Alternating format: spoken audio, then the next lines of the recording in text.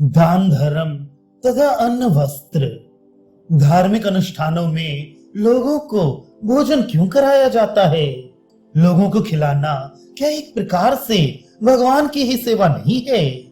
सब जीवों के भीतर वे अग्नि के रूप में विद्यमान हैं।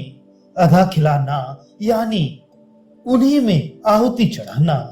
परंतु जो दुर्जन है, जो भगवान को नहीं मानते, जिन्होंने व्यभिचार आदि महापाप किए हैं, ऐसे लोगों को कभी नहीं खिलाना चाहिए। ऐसे पापी लोग जहां बैठकर भोजन करते हैं, उसके नीचे की 7 हाथ तक की जमीन अपवित्र हो जाती है।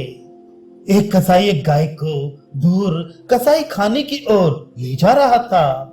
बीच रास्ते में एक जगह गाय ने आगे बढ़ने से इनकार कर दिया। कसाई उसे इतना पीटता, पर वह टस से मस न होती। बड़ी मुसीबत थी। आखिर कसाई भूख प्यास और थकावट के मारे तंग आ गया।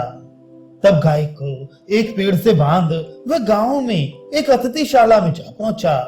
वहां भरपेट भोजन करने के बाद उसमें ताकत आई और तब आसानी से उस गाय को कसाई खाने ले जाकर उसने उसकी हत्या की।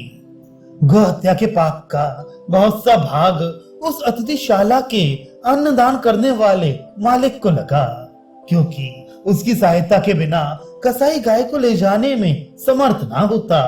इसलिए भोजन या अन्य वस्तु का दान देते समय यह विचार करना चाहिए कि दान ग्रहण करने वाला व्यक्ति कहीं दुर्जन या पापी तो नहीं है, कहीं वह उस दान का दुरुपयोग तो नहीं करेगा। साधारणतः ऐसा नियम है कि पूर्व जन्म में जिन्होंने बहुत दान धर्म किया है, वे इस जन्म में धनवान पैदा होते हैं। परंतु आखिर ये जगत उनकी माया ही है। इस माया के राज्य में इतने विपर्य व्यतिक्रम होते रहते हैं कि ये सब कौन समझ सकता है? गेरुआ वस्त्र पहनने की क्या जरूरत है? वेश में क्या है? गेरुआ वस्त्र पहनने से मन में पवित्र भाव उदित होता है। जैसे फटी जूती फटे कपड़े पहनने से मन में दैन्य दारिद्र्य का भाव आ जाता है। कोट पतलून और बूट पहनने से सहज ही मन में अहंकार अभिमान उठता है। मलमल की काली किनारे वाली धोती पहनने से फुर्ती आने लगती है और आप ही प्रेम गीत गाने की इच्छा होती है। वैसे ही सन्यासी का गेरुआ वस्त्र पहनने पर मन में सहज ही पवित्र भाव उठने लगते हैं। यद्यपि वेश में कोई विशेष महत्व नहीं है, फिर भी हर प्रकार के वेश का कुछ अपना प्रभाव होता है। शुरू में पौधे को चारों ओर से घेरा लगाकर गाय बकरी आदि से बचाना पड़ता है, पर एक बार वह पौधा बढ़कर बड़ा वृक्ष बन जाए तो फिर उसे कोई भय नहीं रह जाता। तब तो सैकड़ों गाय बकरियां आकर उसके नीचे आसरा लेती हैं, उसके पत्तों से पेट भरती हैं। इसी तरह साधना की प्रथम अवस्था में स्वयं को कुसंगति और सांसारिक विषय बुद्धि के प्रभाव से बचाना चाहिए, पर एक बार सिद्धि लाभ हो जाने से फिर कोई भय नहीं रहता।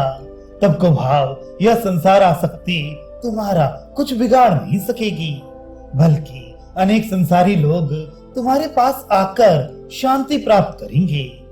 एक बार किसी छात्र ने श्री रामकृष्ण से पूछा, महाराज, जब सब जीवों के भीतर एक ही परमेश्वर विराजमान है, तो फिर चाहे जिस व्यक्ति के हाथ का खाने में क्या हर्ज है?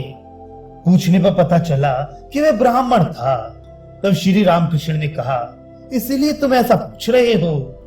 अच्छा बताओ, अगर तुम एक दिया सलाई जलाओ और उसके ऊपर ढेर सी सूखी लकड़ियां रख दो तो क्या होगा?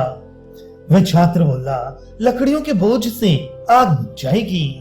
तब श्री रामकृष्ण ने कहा, पर अगर तुम बहुत बड़ी धधकती हुई चिता में हरे केले के पेड़ झोंक दो तो क्या होगा? छात्र ने उत्तर दिया, केले के पेड़ देखते ही देखते खाक हो जाएंगे। तब श्री रामकृष्ण बोले, यदि इसी तरह तुम्हारे भीतर आध्यात्मिक शक्ति का प्रमाण अल्प हो तो बिना विचारे चाहे जिसके हाथ का खाने से वह नष्ट हो जाएगी, परंतु यदि वह प्रबल हो तो किसी भी तरह का अन्न तुम्हें नुकसान नहीं पहुंचा पाएगा। श्राद्ध का भोजन कभी ग्रहण नहीं करना, इससे भक्ति भाव की हानि होती है। उसी प्रकार यजमान के लिए याग, यज्ञ, पूजा आदि करने वाले पुरोहित ब्राह्मणों के घर कभी भोजन नहीं करना। प्रश्न, क्या जो मिला वही खाना अच्छा नहीं है? उत्तर, ये एक विशेष अवस्था में ठीक है। ज्ञानी को इससे कोई दोष नहीं लगता। ज्ञानी भोजन नहीं करता, वह तो कुंडली को आहुति देता है। परंतु भक्त की बात अलग है। भक्त को शुद्ध अन्न ही ग्रहण करना चाहिए, जो अन्न वह अपने ईष्ट देव को निसंकोच अर्पित कर सके। 4-5 लाइन पहले से। भक्त के लिए मांसाहार उचित नहीं।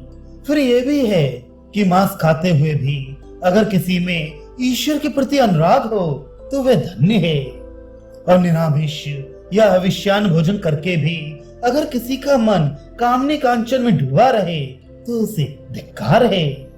दिन में भले ही ठूस ठूस कर खाओ, पर रात में हल्का भोजन करना चाहिए। भक्त को ऐसा भोजन करना चाहिए जिससे शरीर उत्तेजित ना हो, मन चंचल ना बने।